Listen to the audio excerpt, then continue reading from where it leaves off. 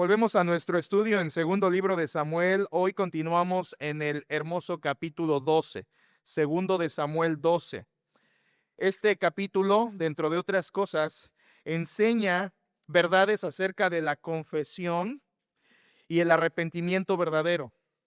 Asimismo, este capítulo nos enseña acerca del perdón que Dios da, de la gracia que Dios da para perdonar, de la gracia que Dios da para restaurar a los que hemos pecado. E incluso este capítulo también habla de la gracia de Dios mostrada en salvar a bebés que mueren. Es un capítulo muy rico. El título de este estudio de segundo de Samuel 12 le he titulado Consecuencias correctivas, consecuencias correctivas. Y esta es nuestra tercera parte del capítulo. Creo que es la primera vez en todo Samuel que uso 3 mensajes para un mismo capítulo. Y eso es porque hay mucha enseñanza en este segundo de Samuel 12. Y lo que sucede aquí es que vienen las consecuencias de la caída de David en el capítulo anterior, capítulo 11. Recordará que en capítulo 11 David comete adulterio con la esposa de Urías llamada Betsabé. Después David trata de tapar eso con engaños, finalmente no puede y termina por matar al esposo Urías Eteo, y después de eso se casa con la viuda para tratar de ocultar que aquel embarazo que había surgido del adulterio y hacer aparentar que era legítimo del matrimonio entre él y ahora la viuda Betsabé. Sin embargo, como termina el capítulo 11, versículo 27, esto que David había hecho fue desagradable ante los ojos de Jehová. En el capítulo 11 tenemos la caída de David. En el capítulo 12 tenemos las consecuencias de David. Y solamente como una nota al margen en este momento, no tiene que ir allá, pero lo que estamos leyendo aquí en segundo de Samuel 12 encaja perfectamente con Proverbios capítulo 6. Escuche por favor nada más como introducción. En Proverbios 6, versículos 27 en adelante dice, escúchelo. ¿Tomará el hombre fuego en su seno sin que sus vestidos ardan? En otras palabras, ¿crees que puedes jugar con el pecado y no tendrás consecuencias? No. Versículo 28, ¿andará el hombre sobre brasas sin que sus pies se quemen? Lo mismo. ¿Crees que puedes andar en el pecado y no tener estragos? No.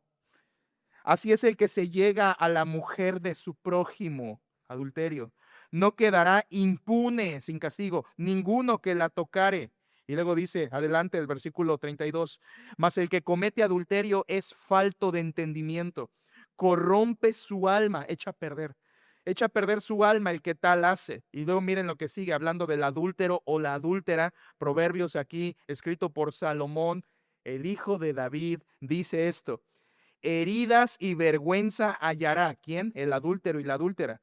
Heridas y vergüenza hallará, y su afrenta nunca será borrada. Entiéndase, sus heridas y su vergüenza nunca serán borradas. Eso no quiere decir que no puede ser perdonado. Puede ser perdonado, pero las heridas y la vergüenza nunca serán quitadas.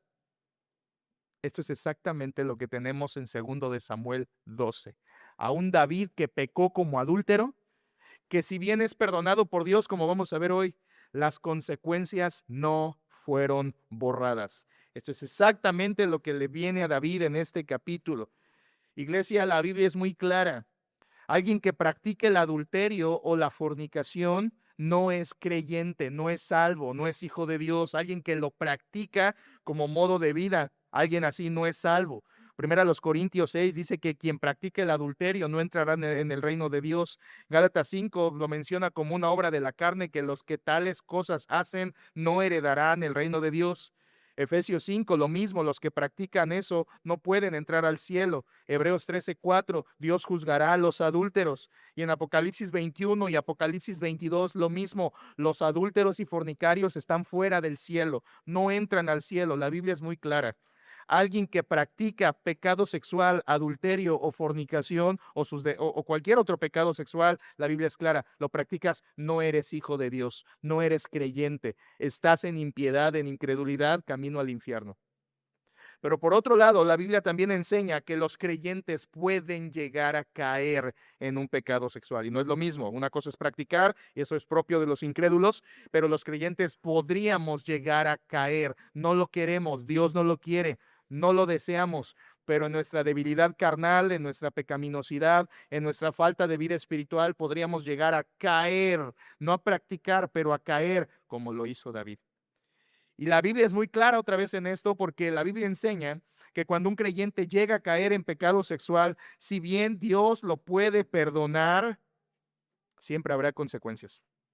Siempre habrá consecuencias. Heridas y vergüenza hallará, y su afrenta nunca será borrada. En otras palabras, si pecas como hijo de Dios y caes en pecado sexual, ten por seguro que Dios te va a disciplinar. Dios te va a disciplinar porque quiere restaurar tu vida. Hebreos 12, hijo mío, no menosprecies el castigo de Jehová, ni desmayes porque el Señor al que ama castiga, dice su palabra. Disciplina, azota a todo el que recibe por hijo. Y después el autor a los Hebreos dice que Dios hace esto de castigar a sus hijos en el sentido de disciplina para hacernos partícipes de su santidad, para ser más santos. Dios nos puede restaurar si pecamos, pero eso no quita que haya consecuencias, como la palabra de Dios dice de David. Así que, hermanos, necesitamos este tipo de capítulos que nos advierten, si eres incrédulo, a saber que vas al infierno porque no has venido a Cristo. Y si eres creyente y has caído en pecado como David, ten por seguro que hay perdón en Dios, pero habrá consecuencias como parte de la disciplina del Señor. ¿Cómo restauró Dios a David? Es lo que hemos estado analizando. Dividimos este capítulo en 7 partes, ¿recuerdan? 7 partes.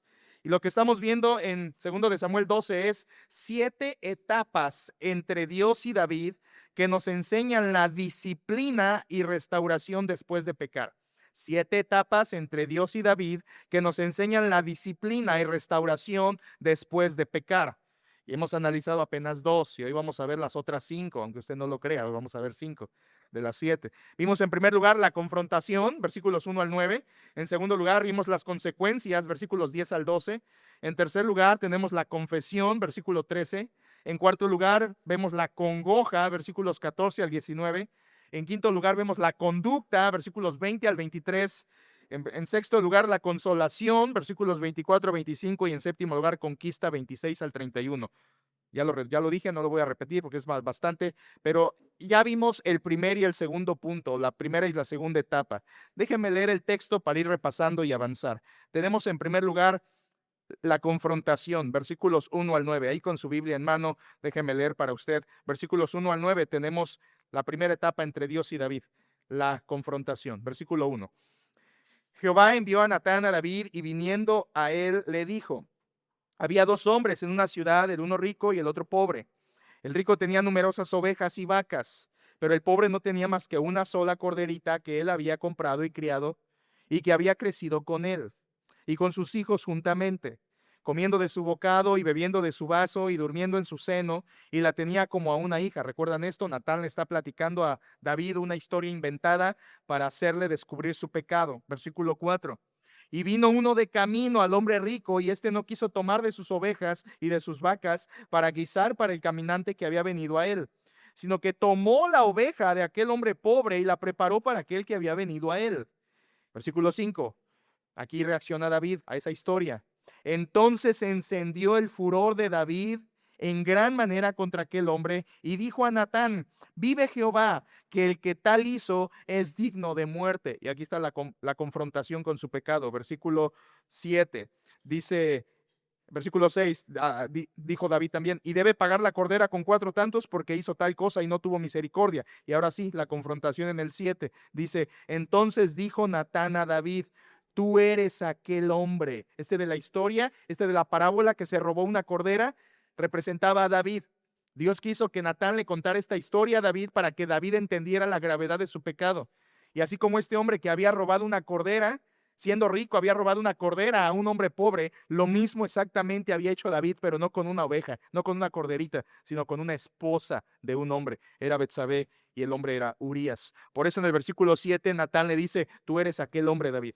Así ha dicho Jehová, Dios de Israel: yo te ungí por rey sobre Israel y te libré de la mano de Saúl y te di la casa de tu señor y las mujeres de tu señor en tu seno. Además te di la casa de Israel y de Judá, y si esto fuera poco, te habría añadido mucho más.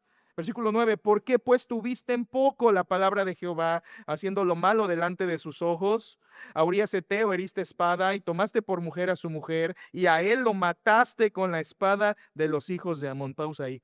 Como decimos nosotros, ¿verdad? Natán no tenía pelos en la lengua. Le dijo a David todas las cosas por nombre y apellido. Eso es confrontación al pecado.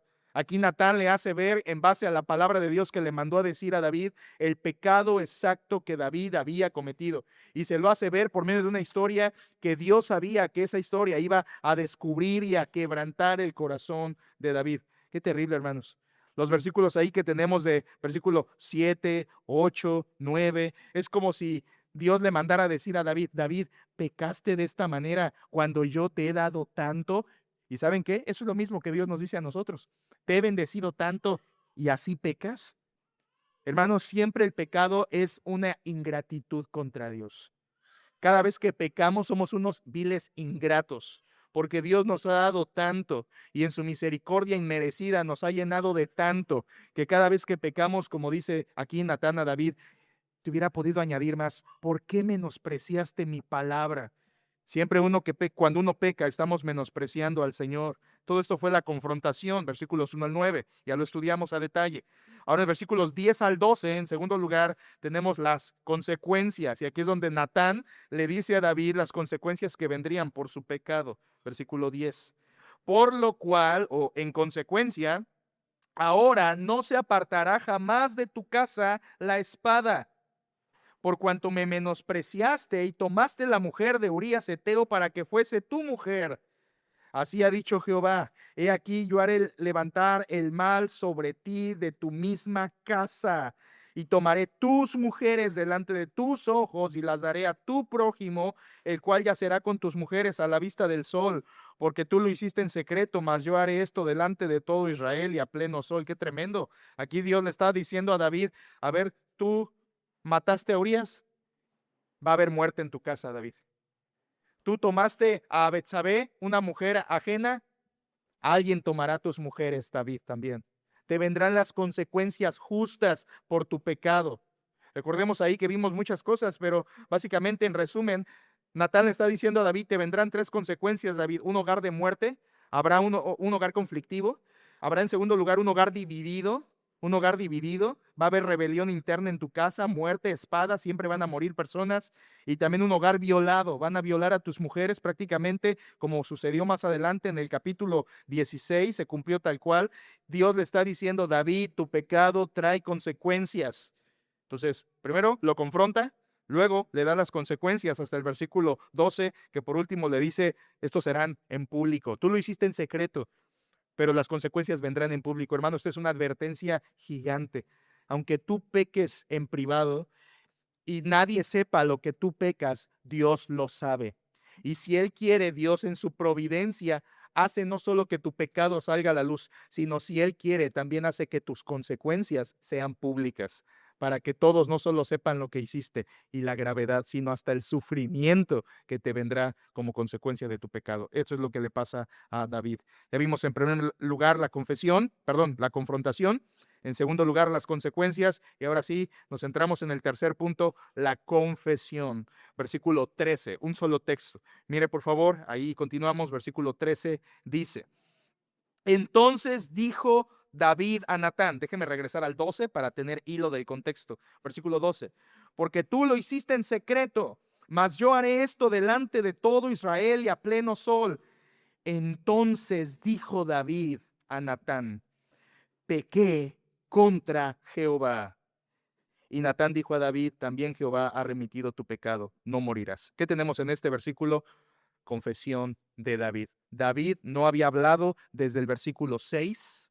Él cayó, cerró la boca y vuelve a hablar hasta aquí, hasta el versículo 13, para decirle a Natán, pequé contra Jehová. 3 palabras, pequé contra Jehová. Aquí se acabó la dureza, iglesia. David había estado en dureza al menos 9 meses desde que hubo el adulterio hasta este momento en que el bebé ha nacido, al menos 9 meses, quizá un poco más, en que su corazón había estado duro como la piedra. Y la pregunta es, ¿qué le quebrantó? ¿Qué quebrantó a David para que llegara a decir, pequé contra Jehová? ¿Qué le quebrantó? Escucha, le quebrantó la palabra de Dios enviada por medio del profeta Natán. Y esto es un recordatorio muy importante. Nosotros, iglesia, necesitamos estar expuestos a la palabra de Dios para que alumbre nuestras vidas y nos haga ver nuestro pecado. Aquí es donde toma gran relevancia que tú te congregues. Para aquellos que piensan, no, no pasa nada si no voy, no pasa nada si falta un culto, no pasa nada si no me agarro unas vacaciones de la iglesia, no pasa nada si falto. Claro que pasa, te dejas de exponer a la predicación de la palabra de Dios. Y es la palabra de Dios la que nos alumbra para ver nuestro pecado, para darnos cuenta de lo que estamos haciendo mal y ofendiendo al Señor. Es por eso que es tan importante que reconozcamos nuestra necesidad de estar expuestos a la palabra de Dios continuamente. Fue la palabra lo que llevó a David a quebrantarse después de 9 meses de dureza. Ahora, hermanos, quiero que vean que en estas 3 palabras hay una confesión ejemplar. ¿Qué es confesión? Reconocimiento del pecado. La confesión siempre culmina en arrepentimiento. En la Biblia, confesión y arrepentimiento van de la mano. Aquí tenemos en las palabras de David que aunque son 3 palabras, pequé contra Jehová, son un ejemplo de confesión genuina. Déjeme decirle por qué. ¿Por qué digo que estas 3 palabras son una confesión ejemplar genuina? En primer lugar, porque David en esta confesión, escuche, reconoce que su pecado fue contra Jehová. ¿Notan eso? Pequé contra Jehová. Él no dice, pequé contra Urías, pequé contra Betsabé, pequé contra mis 6 esposas, porque tenía 6 esposas, pequé contra mis hijos, porque ya tenía hijos grandes, pequé contra el reino. No, no, no. Y todo eso era cierto. Pero David no dice eso. David entiende en el fondo que su pecado había sido principalmente ¿contra quién? Contra Jehová. Esta confesión es correcta porque en primer lugar está reconociendo que al que ofendió primero y más grave fue a Dios. Por eso esta es una confesión ejemplar. Reconoció que fue contra Dios. En segundo lugar, porque reconoció su responsabilidad. Pequé, yo pequé. Aquí no dice, oye, pero Betsabé tuvo el 50%. Oye, pero me obligaron. Oye, pero soy débil. Él no tuvo excusas. ¿Ven la comparación, hermanos, aquí? Contra Saúl, por ejemplo, cuando en 1 de Samuel 15, Dios confronta también por medio del profeta acá Samuel a Saúl y le dice, tú desobedeciste a Dios. ¿Y qué hace Saúl? Se empieza a justificar, a excusar, es que el pueblo, es que esto, es que el otro. Vean aquí la diferencia con David. Dios confronta a David y él reconoce su responsabilidad. Yo pequé. Yo hice mal. Aquí tienes una confesión ejemplar. Reconoce que el ofendido primero es Dios, reconoces tu responsabilidad y en tercer lugar es una confesión ejemplar porque le llevó a un arrepentimiento genuino. Digo, no es el tema, hay otras predicaciones que hemos abordado esto, pero el arrepentimiento genuino, el arrepentimiento verdadero contiene 3 ingredientes. Un ingrediente intelectual, un ingrediente emocional y un ingrediente de la voluntad. Este es el arrepentimiento bíblico, el que enseña la Escritura. Un elemento primeramente intelectual, entiendes que hiciste mal, asumes, reconoces en tu mente, quitas las excusas y reconoces que hiciste mal. Un elemento intelectual, un elemento emocional, te duele lo que hiciste, te duele haber fallado al Señor. Y un elemento de la voluntad, cambias tu forma de vivir. Dejas el pecado, abandonas el pecado porque cambias eso en tu vida con la ayuda de Dios y continúas adelante sin ese pecado. Así es como sabes que alguien se arrepiente. 1, porque lo reconoce, 2, porque le duele y 3, porque cambia. Aquí ya les dije una clave bíblica muy importante para saber si tú te arrepientes genuinamente. Y antes de ver, no, sí, esto me ayuda, mi esposo no se arrepiente genuinamente, ya con esta le voy a acusar. No, no, no, tú primero, tú. Analízate tú si tú te arrepientes genuinamente. Esos 3 elementos estuvieron en David. Y tú dirás, pero ahí no dice eso, pastor, ¿de dónde te lo sacas? Recuerden algo, hermanos. En ese contexto, cuando David dice pequé contra Jehová, quizá ese día, quizá más tarde, quizá el otro día, David escribió el Salmo 51. Y en el Salmo 51, David desglosa toda su confesión ante Dios. Contra ti solo he pecado y hecho lo malo delante de tus ojos. David en el Salmo 51, analízalo, yo lo he hecho muchas veces. Hay elementos intelectuales, hay elementos emocionales y hay elementos de la voluntad donde David expresa un arrepentimiento genuino. Aquí tenemos una confesión verdadera ejemplar. Pequé contra Jehová. ¿Qué hace Dios? Versículo 13, otra vez. Entonces dijo David a Natán, pequé contra Jehová. Aquí David confiesa y se arrepiente. Y vean lo que contesta Natán. Y Natán dijo a David: también Jehová ha remitido. El hebreo significa pasado por alto. Dios ha quitado tu pecado. Versículo 13. También Jehová ha remitido tu pecado, no morirás. ¿Por qué le dice no morirás? Porque el pecado de David merecía muerte. Eso estaba escrito en la ley de Moisés. El adúltero debía ser apedreado y la adúltera también. Así que Natán le dice: también Jehová ha pasado por alto tu pecado, no morirás. Aquí, como vemos, iglesia, Dios le muestra misericordia y gracia. Escuchen por qué. Dios le muestra misericordia porque, grábatelo, no lo mató. Misericordia es no darte lo que mereces. Y ahí lo que David merecía era morir. La ley lo marcaba, el adúltero debe morir. Dios le tuvo misericordia, no le dio lo que merece, no lo mató, pero también le dio su gracia. Y la gracia estuvo en que lo perdonó, le dio lo que no merece. Aquí tenemos el equilibrio perfecto del perdón de Dios. Por un lado, su misericordia no te da lo que sí mereces, y en segundo lugar, su gracia te da lo que no mereces, su perdón. Y aquí tenemos con David, hermanos, como pueden ver, ojalá que hasta este punto se den cuenta cómo este capítulo tan lleno de consecuencias y tristeza, se dan cuenta que también está templado por la gracia de Dios. Sí, los versículos 9, 10, 11 están llenos de muerte, consecuencias, violación, espada que vendrán a David, pero aquí en el versículo 13 Dios le dice: no morirás. Te doy de mi misericordia, no te doy lo que mereces, y te doy de mi gracia, te doy lo que no mereces, te perdono. Iglesia, quiero que sepan que estas dos cosas están a la disposición de todos por medio de Cristo. Cuando una persona viene a Cristo, Dios le da de su misericordia, no le da lo que merece, el infierno. Y Dios le da a esa persona por medio de Cristo su gracia, le da lo que no merece, el cielo eterno, vida eterna en Cristo Jesús, al lado del Señor en el cielo. Esto está a la disposición de todos por medio de Cristo, no por medio de una religión, no por medio de una iglesia, no por medio de un templo, no por medio de una denominación, es por medio de Cristo. En Cristo hay perdón, hay gracia y hay misericordia. Y aquí todo de manera inmerecida. Dios le mostró a David su misericordia, su gracia, y estoy seguro que después, no sé si 3 horas después, a la media hora, no sé, David también con toda seguridad escribió el Salmo 32, que habla de la bendición de ser perdonado, de cómo se sintió David después de haber pecado y Dios lo perdona. Precioso salmo. Hay 2 salmos aquí detrás, hermanos, Salmo 51 y Salmo 32. Ambos están escritos ese día o en ese contexto de esta situación de la que estamos hablando. Vean esto es maravilloso.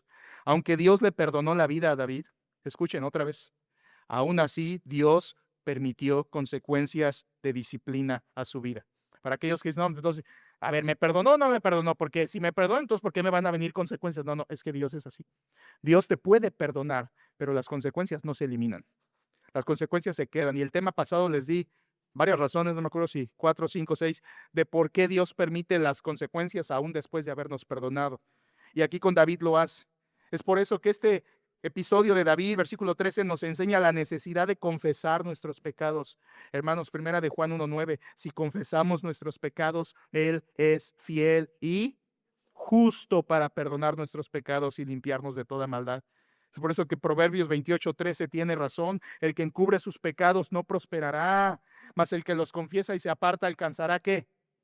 Misericordia. Aquí tenemos la promesa del Señor: si tú te arrepientes y vienes en confesión a Él, Él te perdona, te da misericordia y te da gracia, como lo hizo con David. Sí, las consecuencias vendrán. Sí, habrá disciplina si eres hijo de Dios. Sí, podrás sufrir más adelante, pero Dios te puede perdonar y dar la fortaleza para enfrentar todo lo que venga. Vean cómo aquí solo 3 palabras de David: pequé contra Jehová, pero en su corazón pasaron muchas cosas. A veces decimos: no, mira, peca y tú nada más ve y pide perdón. Señor, perdóname por esto que hice. Ya confesé. Vean, aquí David ni pidió perdón. Ahí no está, perdona, simplemente dijo: pequé contra Jehová. Pero en su corazón pasaron muchas cosas. En su corazón pasaron muchas palabras. En su corazón pasó mucho que está expresado en el Salmo 51, lo que es una verdadera confesión y arrepentimiento. Esto nos ayuda a hacer un llamado, por favor, iglesia. Confiesa tus pecados todos a Dios. Si eres creyente, confiesa tus pecados a Dios cada día.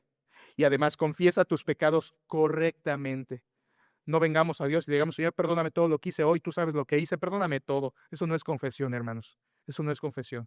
¿Quieres aprender lo que es confesión? Aviéntate el Salmo 51 y ve todo lo que David le dijo a Dios y cómo expresó su pecado y cómo se lo puso delante del Señor en esa oración de confesión. Eso es confesar tu pecado. Confesar el pecado no nada más es decir, Señor, perdóname, ya lo hice, pero perdóname y pasar de largo. Eso no es confesión. Aquí David nos muestra una manera genuina de arrepentimiento. Y llegamos al siguiente punto, llevamos confrontación, consecuencias, confesión. Cuarta etapa, congoja, congoja. No se preocupe, congoja es otra palabra para tristeza, ¿sí? Pero le puse congoja para que quede con mi bosquejo y suene bien. Congoja, versículos 14 en adelante, vean versículo 14, dice, versículo 13 al final, también Jehová ha remitido tu pecado, no morirás. Y sigue hablando Natán, versículo 14, mas por cuanto con este asunto hiciste blasfemar a los enemigos de Jehová, el hijo que te ha nacido ciertamente morirá. Recuerden, hay perdón, pero hay consecuencias.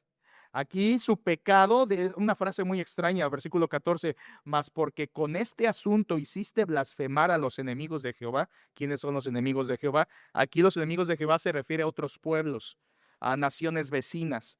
¿Y por qué dice Natán que el pecado de David haría que otros pueblos blasfemaran contra Dios? Bueno, es muy fácil, hermanos. Recuerden lo que acaba de decir en el versículo 12.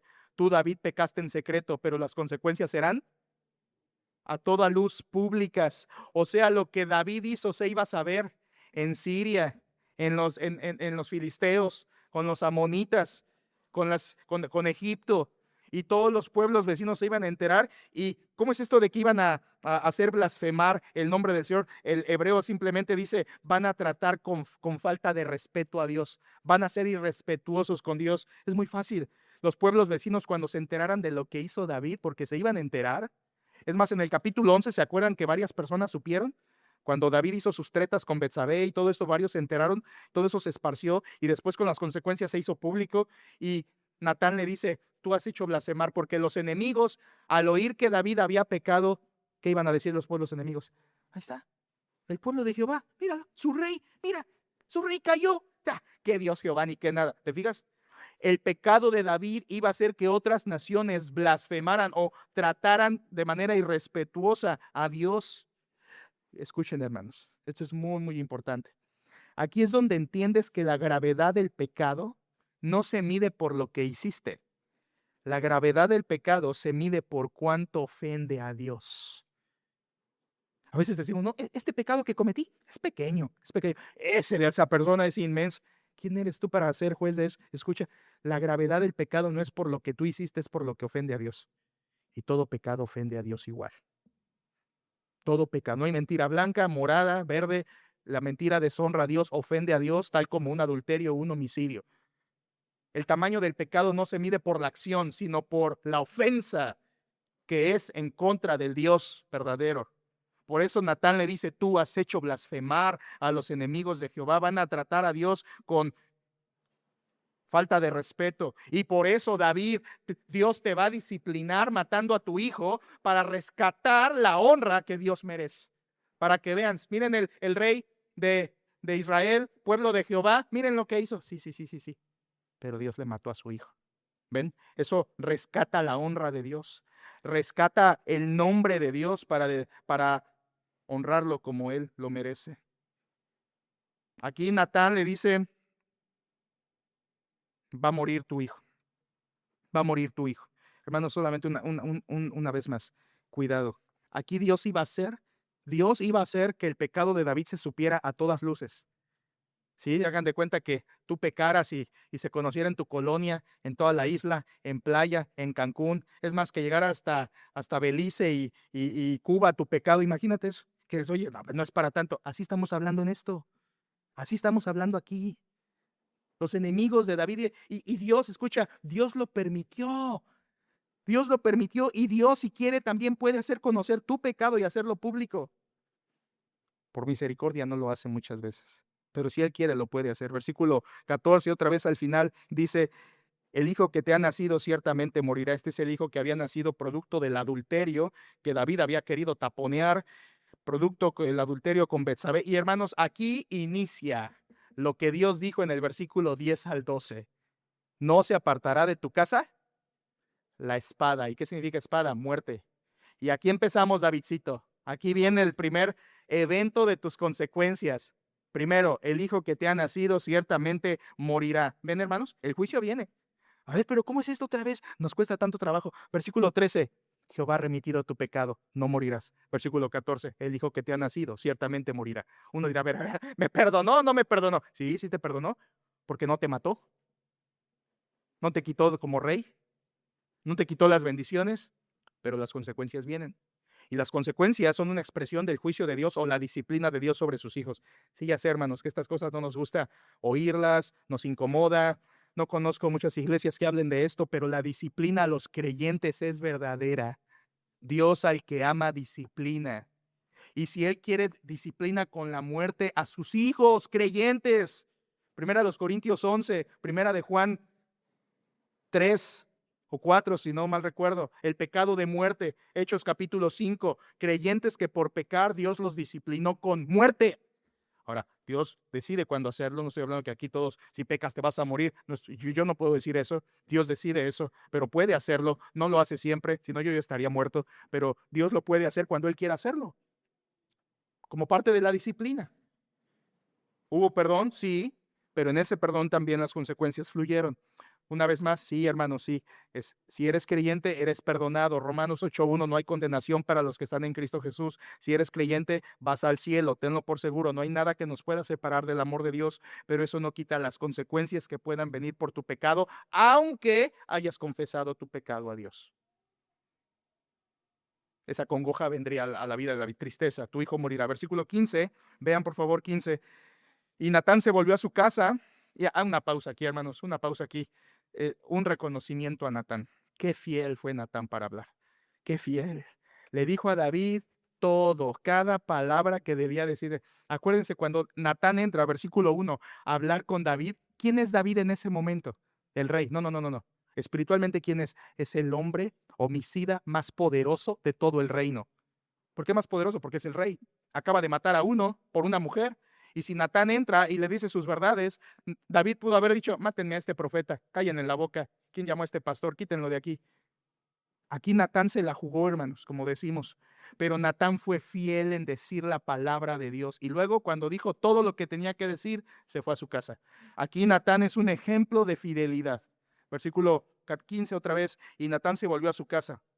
Y Jehová, vean esto, hermanos, es tremendo. Y Jehová hirió al niño que la mujer de Urías había dado a David y enfermó gravemente. ¿Qué enfermedad le dio? No lo sabemos. Lo único que sí sabemos es dos cosas. Uno, que era grave, y dos, lo más importante, que esa enfermedad vino de parte de Jehová. Jehová hirió al niño. Hay veces que dicen, no, Dios no quiere enfermo a nadie, Dios no enferma a nadie. Hermanos, aquí está el texto. Jehová hirió al niño. O sea, fue una enfermedad que Dios permitió y que ordenó en cumplimiento de versículo 10, 11, el juicio a la casa de David por su pecado. Jehová hirió al niño. Jehová hirió al niño. Una enfermedad hecha por Dios, y esto nos habla una vez más, que hermanos escuchen esto, nos ayuda mucho si tomamos lo que sigue para nuestras vidas. Esto nos enseña cómo Dios tiene control absoluto sobre las enfermedades. Dios tiene control sobre cada parte, molécula, órgano y función de nuestro cuerpo. Dios tiene tus riñones en sus manos, tu vesícula, tu espalda, tus vértebras. La hernia está en manos de Dios, hermanos. Él controla todo en nosotros. Él es Dios. Por supuesto, tenemos que atendernos y ver lo que es prudente para cuidar nuestro cuerpo. No por eso vamos a descuidar y vamos a ir al médico y hacer lo que está en nuestras manos para hacerlo, porque es bíblico también. Pablo le dijo a Timoteo, ya no bebas agua, toma un poco de vino por tus frecuentes enfermedades. Asistir al médico es correcto, pero nuestra confianza está en Dios. Y cada enfermedad es de la mano de Dios, Él la permite. Y aquí vemos que Él hizo que el hijo de David y Betsabé muriera, o bueno, ahora enfermara, va a morir más adelante. Escuchen esto, este juicio no es contra el niño, porque algunos dirán, si es que como fue un adulterio, pues el niño la lleva. Él está cargando la consecuencia. No, la consecuencia no es para el niño, la consecuencia es para los padres, como lo vamos a ver en un momento más. El niño no es la maldición, como a veces dice la gente, ¿no? No, este bebé nació fuera del matrimonio, no, es un hijo de maldición, no es un hijo mal habido. No. Escuchen, herencia de Jehová son los hijos. Un hijo siempre es bendición. ¿Escucharon eso? Un hijo siempre es bendición. El problema no es el hijo, el problema fue el pecado de los padres. Los hijos no llevan ninguna maldición, por así llamarlo.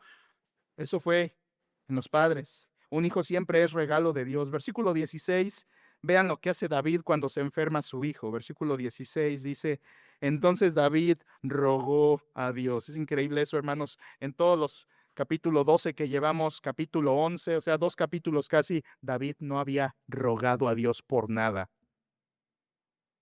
¿Qué quiere decir esto? Para que lo empiecen a ver, hermanos, David está mostrando ya cambio de actitud, cambio de conducta. No había rogado por nada y aquí ya está rogando. Versículo 16, entonces David rogó a Dios. Esto es lo que voy a estar llamando ahorita frutos de su verdadero, ¿qué? Arrepentimiento. Aquí está rogando a Dios. No había rogado, se había olvidado de Dios.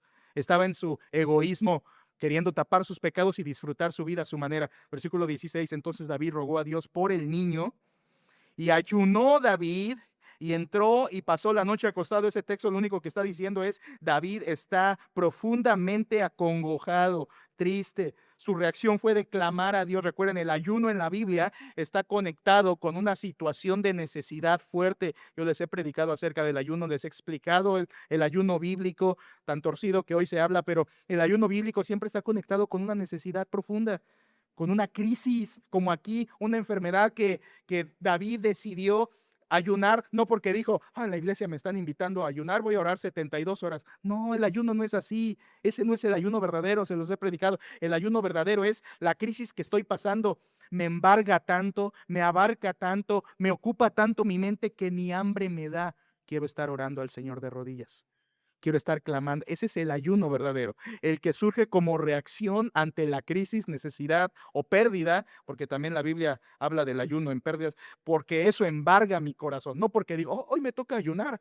El pastor dijo que hoy de 7 a 7 hasta mañana ayunemos, vamos a hacerlo para cumplir el rito. No, hermano, ese no es el ayuno bíblico, ¿sale? Comercial, está la predicación del ayuno ahí en la serie de Mateo, Mateo capítulo 6, puede verlo después en línea. David está muy triste, su situación es excepcional y esto creo que se está humillando. Versículo 16, se están empezando a ver los frutos de su arrepentimiento. 17, hermanos, necesito apurarnos.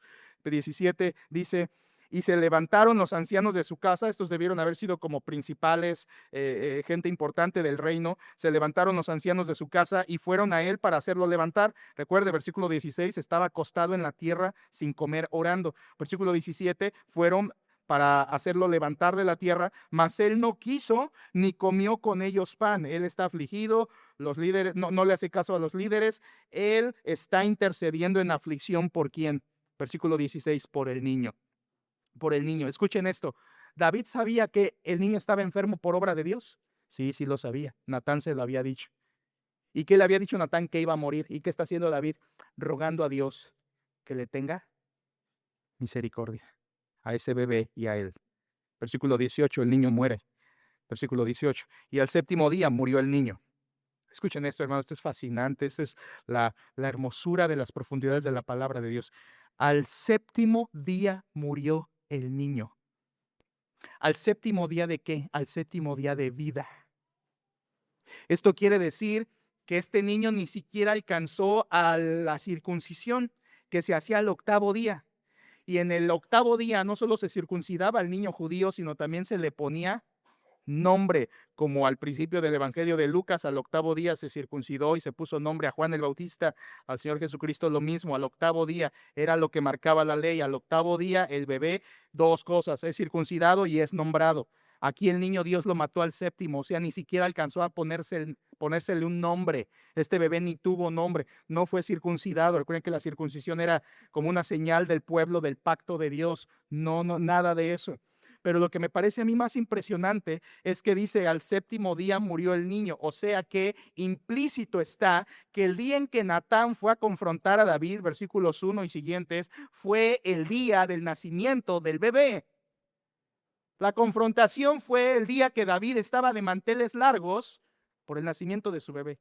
Y en la algarabía del nacimiento, Dios le dice, tú eres ese hombre, has pecado, va a morir ese hijo y te vendrán consecuencias. Qué tremendo, ¿no, hermanos?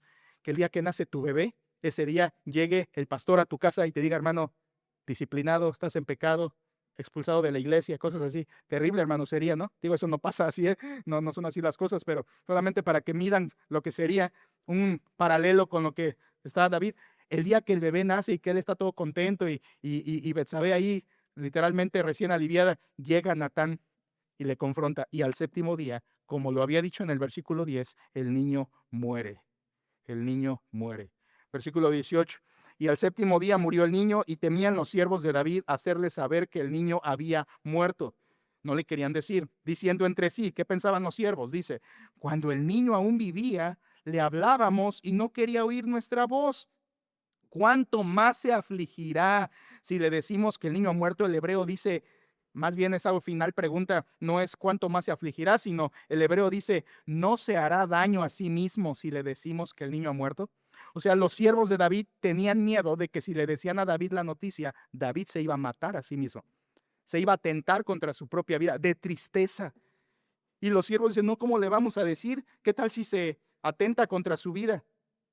Dios cumplió la muerte de este bebé como lo dijo en el versículo 14. El hijo que te ha nacido ciertamente morirá. ¿Saben esto, hermanos? Es interesante. La muerte de este bebé era una garantía de que todas las otras consecuencias también iban a venir. También iban a venir. Esta era la primera garantía de que las demás serían ciertas. Versículo 19, después de que muere el niño, versículo 19, mas David, viendo a sus siervos hablar entre sí, entendió que el niño había muerto. Por lo que dijo David a sus siervos, ¿ha muerto el niño?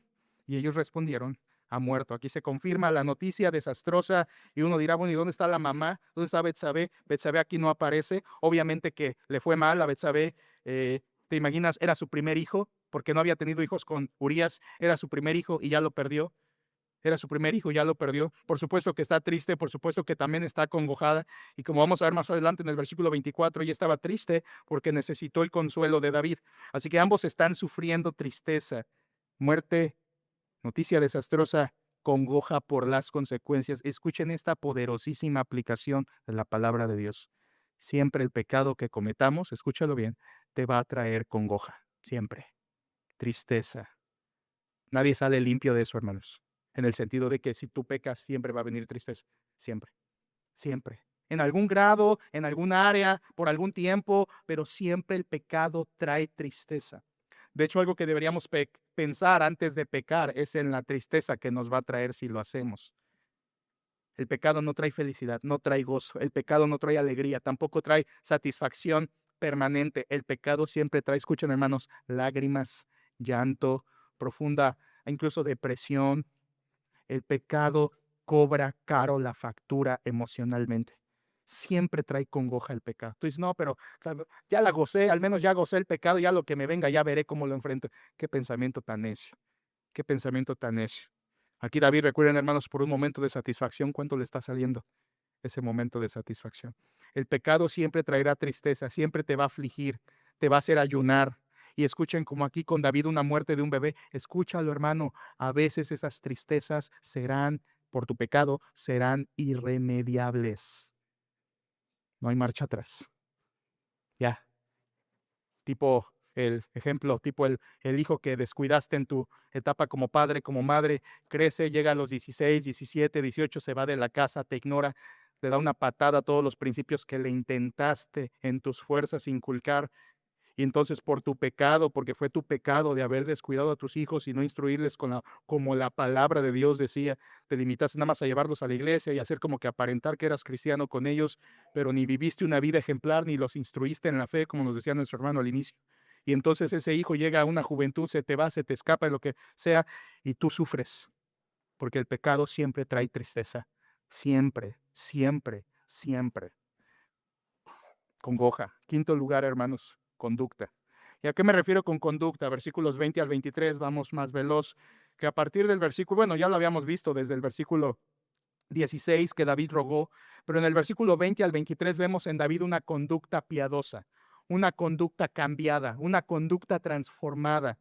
Versículo 20, mírenlo por favor, versículo 20 dice, ya se entera que ha muerto, versículo 19, ha muerto, versículo 20. Entonces David se levantó de la tierra y se lavó y se ungió, esto se bañó y se perfumó y cambió sus ropas, se cambió de la ropa y entró a la casa de Jehová, esto es la tienda de campaña donde estaba metida el arca del pacto de Jehová, entró a la casa de Jehová y ¿qué hizo? Adoró. Después vino a su casa y pidió y le pusieron pan y comió. Y uno dice, ¿qué está haciendo David? ¿Qué locura está haciendo David? Se entera que se muere el niño y entonces va, adora, se baña y come. Hermanos, aquí estamos viendo una conducta piadosa en David. Uno dirá, ¿cuál conducta piadosa? Escucha, versículo 16, rogó a Jehová.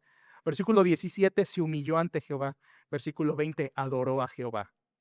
Otra vez, en capítulo 11 y 12 hasta este punto, no habíamos visto esa conducta en David. No la habíamos visto. Todo era simplemente egoísmo, ocultar mi pecado, hacer lo que yo quiero, pero aquí hay un cambio de conducta en David, una conducta piadosa que es fruto de su verdadero arrepentimiento. Para los siervos fue una reacción incomprensible, no entendieron. Realmente lo que David está haciendo aquí es sometiéndose a la voluntad de Dios. Algo así como Job, ¿se acuerdan? Job capítulo 1, Jehová dio, Jehová quitó, sea el nombre de Jehová bendito. Y Job había perdido todo en ese momento. En vez de decir, Señor, ¿por qué? Él dice, Señor, bendito seas. Tú me lo diste, tú me lo quitas, hágase tu voluntad. Es lo que está haciendo aquí David. David se para, se baña, come porque está, escuchen, está aceptando la voluntad de Dios. Grabémonoslo, hermanos. Así se acepta la voluntad de Dios. Aunque no sucedan las cosas como tú querías, vas y lo adoras porque se hizo su voluntad. Hágase tu voluntad, no la mía. Aquí tenemos un ejemplo de cómo adorar aunque no nos dé Dios lo que le pedimos. Qué fuerte, hermanos. Aquí es un ejemplo de cómo debemos adorar a Dios aunque nuestra oración no sea contestada como yo esperaba y que en vez de una oración contestada nos dé aflicción. Aflicción. Aquí tenemos a David yendo a orar y dice, Señor, te adoro. No es lo que yo quería, no es lo que yo pedía, estoy más triste, pero te adoro. Te adoro. Aquí está teniendo una conducta cambiada. Y escuchen, hermanos, cuando hay arrepentimiento, la conducta cambia. Siempre, siempre. Cuando hay arrepentimiento verdadero, la conducta se transforma. Tú tienes allá a tu hijo, no, me arrepiento, papá, de verdad, ya no lo voy a volver a hacer, me arrepiento. Y es lo mismo, nada más le dije al viejo para que se tranquilice, pero no, yo ya lo mismo, estoy feliz, no pasa nada, carpetazo, siguiente página, vamos adelante. No, no hay arrepentimiento. No hay arrepentimiento. ¿Por qué? Porque no hubo conducta cambiada. Y cuando hay arrepentimiento verdadero, la conducta cambia siempre. Aquí con David hay congoja, pero rogó, se humilló y adoró ante Dios. Versículo 21 y 22 tenemos el diálogo con sus siervos. Versículo 21 dice, y le dijeron sus siervos, ¿qué es esto que has hecho? Por el niño, viviendo aún, ayunabas y llorabas, y muerto él, te levantaste y comiste pan. Sus siervos dicen, ¿qué pasó, David? Estabas bien tirado allá ayunando y ahora ya se murió, y en vez de que sigas llorando, era lo natural que ellos pensaban, en vez de que sigas llorando, ahora comes. Versículo 22, están sorprendidos. Versículo 22 dice, y él respondió, viviendo aún el niño, yo ayunaba y lloraba diciendo, aquí nos revela lo que él pedía a Dios, ¿quién sabe si Dios tendrá compasión de mí y vivirá el niño? Lo que David dice es, yo estaba orando para que Dios me mostrara gracia. ¿Por qué gracia? Porque no merecía que ese niño viviera. Le estaba pidiendo gracia para que ese niño viviera. Hermanos, David, escuchen, sabía que ese niño debía morir, porque Dios lo había dicho. Versículo 14. Y David le estaba pidiendo a Dios, Señor, sé que debe morir porque tú lo has dicho. Sé que no merezco que me lo dejes vivo, pero aún así te lo pido. Escuchen esto, cáptenlo, hermanos. Esa es la manera correcta de orar. Saber que no mereces lo que le pides. Orar sabiendo que no mereces lo que le pides. Orar sabiendo, de hecho, que no mereces nada. Esa es la actitud correcta al orar. Orar sabiendo que no te tiene por qué contestar Dios, tu voluntad. Que no mereces lo que le estás pidiendo. Es lo que David dice, yo pedía por gracia, porque sé que no merecía que ese niño viviera. Orar sabiendo que no mereces nada, esa es la actitud correcta. Aunque David sabía, oró y Dios dijo, no, no vivirá, morirá. Versículo 23, este es un versículo muy clave, hermanos. Versículo 23 dice, mas ahora que ha muerto, está hablando David, mas ahora que ha muerto, ¿para qué he de ayunar? Ahora, ¿se fijan esto? Pausa ahí. El ayuno está vinculado con la crisis, con la crisis. Es como cuando en el Nuevo Testamento, ¿se acuerdan? Critican a los apóstoles, a los discípulos, porque le dice, ¿por qué los fariseos ayunan y los discípulos de Juan ayunan y tú y tus discípulos puro comer hacen? ¿Y se acuerdan lo que les dice Jesucristo? ¿Cómo van a ayunar los que están de bodas? Pero vendrán tiempos cuando el novio les será quitado y entonces ayunarán. En otras palabras, estamos felices. ¿Por qué vamos a ayunar? Si estamos felices. Hay gente así, ¿verdad? Que en el mundo ayuna. ¿Pero por qué estoy feliz? Ayuna, no estoy feliz. En la Biblia el ayuno está conectado con crisis. Y David dice, ya se murió ya. La crisis de la enfermedad, pues, ya pasó. Se cumplió la voluntad de Dios. Murió. ¿Para qué ayuno? El ayuno se termina. Y luego además, versículo 23, aquí viene lo clave. Mas ahora, versículo 23, mas ahora que ha muerto, ¿para qué he de ayunar? Vean estas preguntas. ¿Podré yo hacerle volver? Yo voy a él, mas él no volverá a mí. Este es un versículo clave, les dije, escúchenselos, desgloso fácil. Aquí hay dos preguntas con respuesta negativa. Primera pregunta, ¿para qué he de ayunar? No, ya no sirve de nada ayunar. Y segunda pregunta, ¿podré yo hacerle volver? No puedes hacerle volver. Lo que quiere decir es, ¿lo voy a resucitar? Si ayuno, voy a hacerlo resucitar. No, ¿para qué sirve que ayune? De nada. ¿Lo podría hacer volver? No. ¿Se fijan? Son preguntas con respuesta negativa. Aquí vemos que David tenía sana doctrina, porque él sabía que los muertos no vuelven, ni en 2 de noviembre. No vuelven los muertos. Y David lo sabía. Así como el Señor Jesucristo en el Evangelio de Lucas habló de que es imposible que un muerto se mueva de donde está, es decir, su alma. Así David tenía la sana doctrina, la verdad sobre este asunto y dice, él ya no volverá a mí, ya no puede regresar, el muerto, muerto está, no puede volver. Pero ¿qué convicción nos deja ver David aquí? Miren otra vez versículo 23 al final. Yo voy a él, mas él no volverá a mí. ¿Entienden el sentido de esa frase? David está diciendo, yo un día me voy a reunir con él. Él ya no regresa conmigo. Yo me voy a reunir con él un día. ¿De qué está hablando David? ¿Qué tenía en su mente David? Lo que David está pensando es, el día que yo me muera, voy a reunirme con mi bebé. Porque yo voy al cielo y este bebé que acaba de nacer está en el cielo, es lo que David está diciendo. Yo me voy a reunir con él allá, él ya no se va a reunir aquí conmigo en la tierra, yo me voy a reunir con él en el cielo. A ver, ¿esto es cierto? De entrada podemos decir, a ver, un momento, pastor, qué injusticia, ¿no? ¿Qué culpa tenía el niño de morir? ¿Por qué murió el niño? Él, un bebé, ni la lleva, ni la debe. ¿Por qué murió el niño? Bueno, vean, hermanos, de entrada Dios lo dijo, versículo 14, versículo 10, no se apartará de tu casa la espada, este hijo que ha nacido ciertamente morirá. ¿Es injusto que el bebé de David haya muerto? No, no es injusto. Es más, le voy a decir que sí era misericordia. Dirás, ¿misericordia? ¿Se murió? Sí, hermano, misericordia. Al menos por dos cosas. Número uno, porque como dice David, ese hijo, ese bebé fue al cielo. En un momento más le voy a explicar. Ese bebé fue al cielo. Misericordia. Hermanos, esto es algo hermoso. A veces decimos, no, tanto bebé que está muriendo en esos países donde hay guerra y allá en Medio Oriente, bebés, niños, bebitos de pecho que mueren. Ah, qué triste. Hermanos, qué misericordia. ¿Cómo que misericordia? Sí, hermanos, porque esos bebés van al cielo. Qué misericordia. ¿Para qué Dios nos permite crecer en un hogar ahí en Medio Oriente bien conflictivo para que de grandes se conviertan en malos soldados y gente de guerra? Se los lleva al cielo. Misericordia, los salva. Pero en segundo lugar, escuchen, esto es más interesante, creo que es un acto de misericordia, porque ¿cómo iba a crecer ese niño?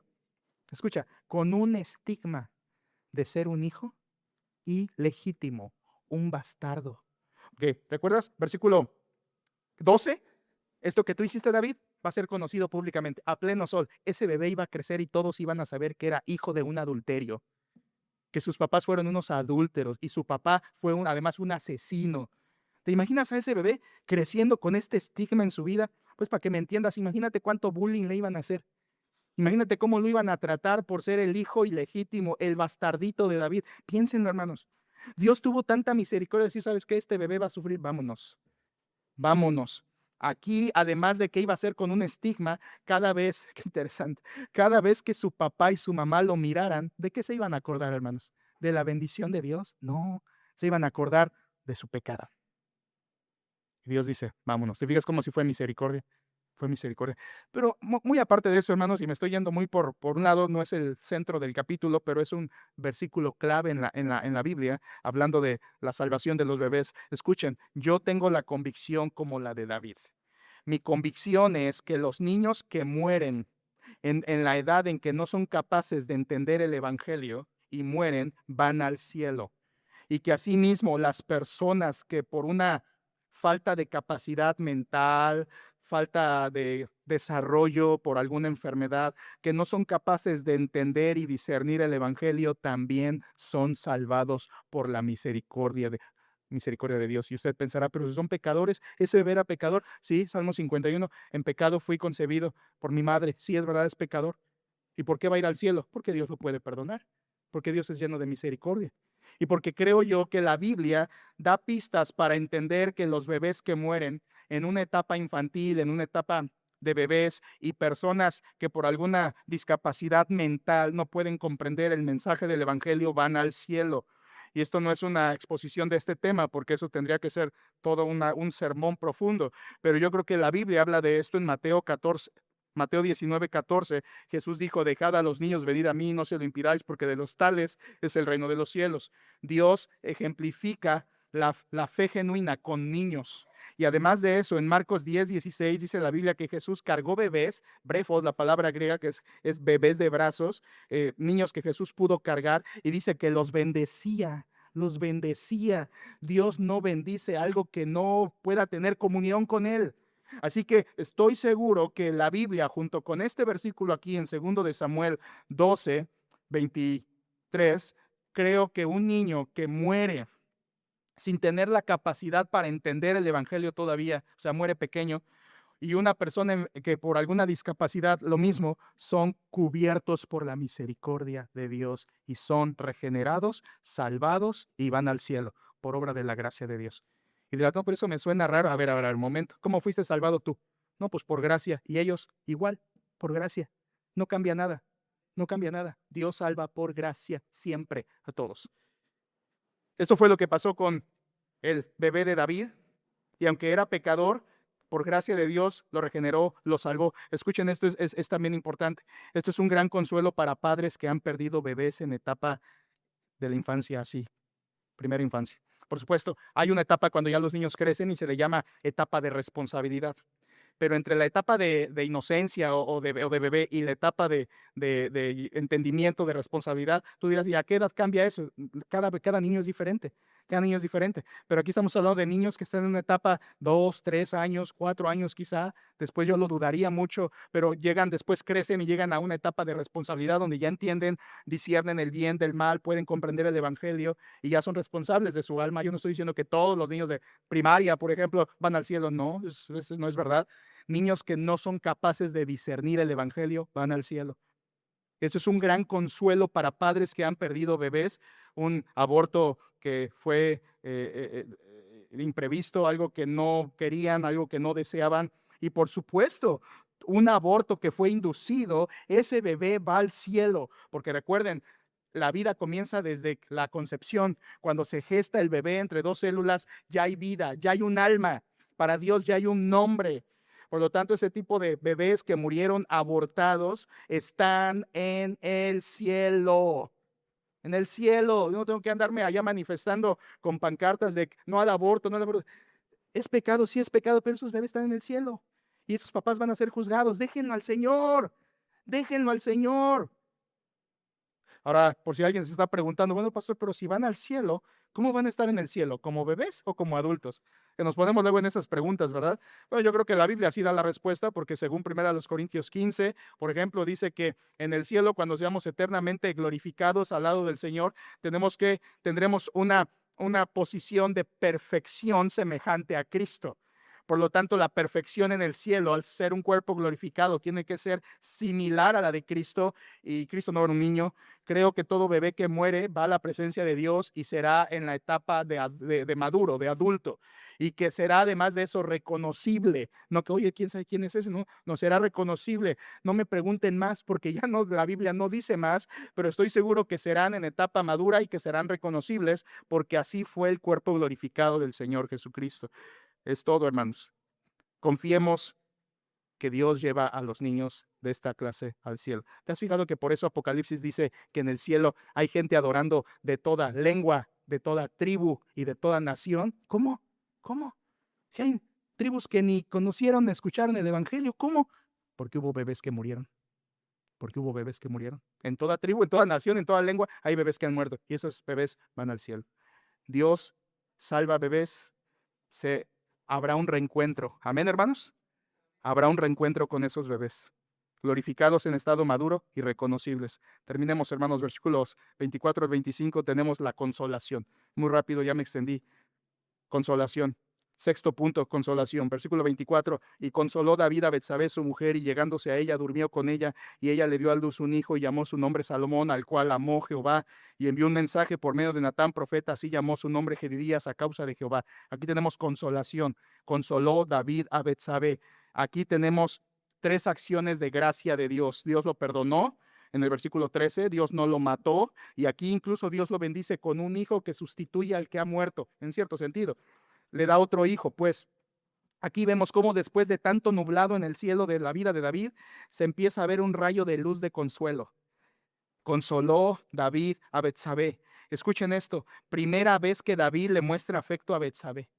En 2 capítulos no había habido afecto, de verdad no había habido afecto.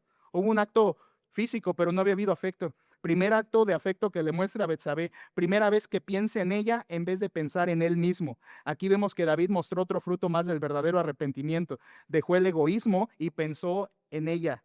La consoló, la amó. Y además, otra cosa, primera vez que es llamada su mujer.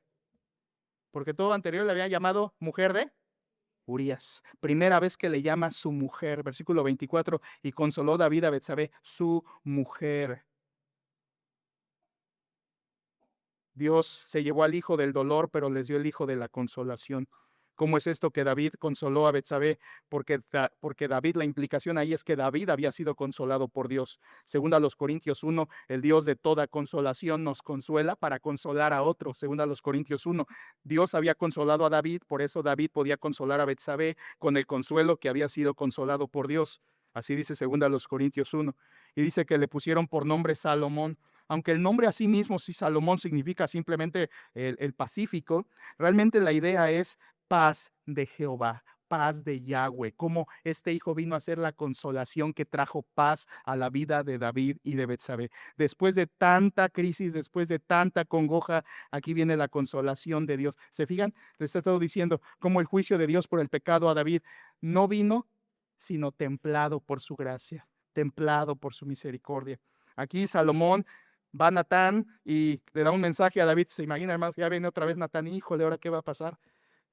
Sí, en el versículo 1 al 6 me fue como en feria, dijo David. Ahora viene otra vez Natán, ¿ahora qué nos va a decir? Cambio, ¿verdad? Versículo 25, envió un mensaje por medio de Natán, profeta, así llamó su nombre Jedidías a causa de Jehová. Lo que Natán le fue a decir a David es, David, Dios ama a ese hijo. Dios ama a tu hijo. Al otro lo mató, pero a este lo ama. Jedidías, un apodo. El nombre Jedidías significa amado de Jehová. ¿Y saben qué? Este hijo, hermanos, este hijo es el que se va a convertir en ¿qué? En el rey de Israel. Y más que eso, se va a convertir en el antecesor del Señor Jesucristo. Porque por medio de él viene la línea mesiánica hasta José, Mateo capítulo 1. A ver, ¿por qué escogió Dios a Salomón? ¿Porque era bueno? Pues aquí apenas está naciendo. Dios escogió a Salomón por gracia, como escoge siempre.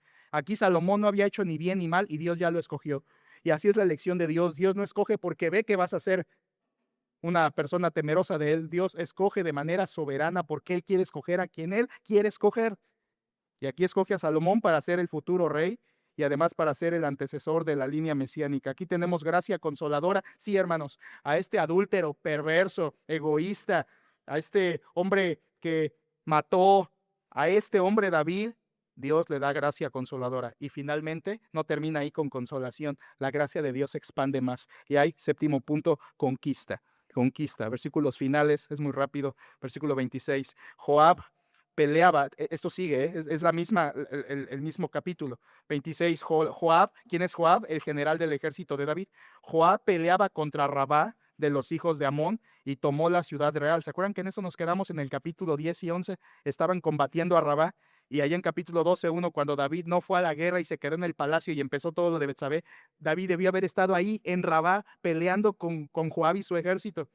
Y sucedió todo esto. Es capítulo 11 y 12 es como un paréntesis. Y aquí al final del 12 viene versículo 27. Entonces envió Joab mensajeros a David diciendo: yo he puesto sitio a Rabá y he tomado la ciudad de las aguas. La idea es: David, he tomado la ciudad de donde se abastecen de agua. Por lo tanto, al estar sitiados y sin agua, esta ciudad de Rabá está vencida totalmente, es lo que le está diciendo Joab.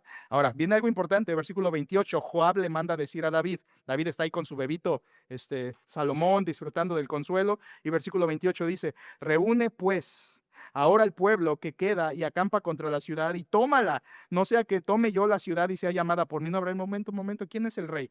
¿Joab o David? David, pero aquí Joab está hablando como si fuera el rey, ¿se fija?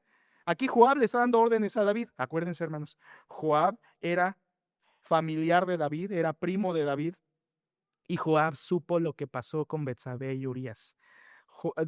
David le mandó la carta de aniquilar a Urías a Joab, ¿se acuerdan? Joab sabía. Y como Joab sabía, empieza a tratar a David, que una relación que no fue muy buena. Y ya sabemos que en el capítulo 3 de segundo de Samuel, Joab se rebeló contra David, matando a Abner. Aquí lo vemos dándole órdenes, una mala relación entre Joab y David. Y esto es peligroso porque Joab era su general de su ejército. Y más adelante vamos a ver que esta relación entre David y Joab estalló. Versículo 29. Y juntando David a todo el pueblo, fue contra Rabá y combatió contra ella y la tomó. Ya no se quedó en el palacio, obedeció. Versículo 30. Y quitó la corona de la cabeza de su rey, la cual pesaba un talento de oro. Esto es como unos 35 kilos. No me pregunte si le quebró el cuello o no le quebró el cuello. Yo creo que no era una corona que se ponía en la cabeza, quizá, no sé, pues estaba muy pesada. El punto era que era más como una pieza de respeto. Dice, la cual pesaba un talento de oro y tenía piedras preciosas, y fue puesta sobre la cabeza de David, y sacó muy grande botín de la ciudad. Esto es, sacaron mucha riqueza de esa victoria. Versículo 31, finalmente sacó además a la gente que estaba en ella y los puso a trabajar con sierras, con trillos, el hebreo dice con artículos filosos de hierro y hachas de hierro, y además los hizo trabajar en hornos de ladrillos. O sea, los puso a trabajar. Y lo mismo hizo a todas las ciudades de los hijos de Amón, y volvió David con todo el pueblo a Jerusalén. Recuerden que esta es una batalla que comenzó porque Anún, hijo de Naas, rey de Amón, ¿se acuerdan? Ofendió a los siervos de David, que mandó a consolarlo por la muerte de su padre, y se acuerdan, les cortó la barba y todo eso, y los ofendió. Todo eso fue el comienzo de esta guerra, y aquí David la gana. ¿Qué le está dando Dios, hermanos? Conquista. Conquista. No solo le dio un hijo para consolarlo, le dio una conquista militar por su gracia. Le dio botín, le dio corona, le dio victoria. En medio del juicio, Dios concedió conquista a David.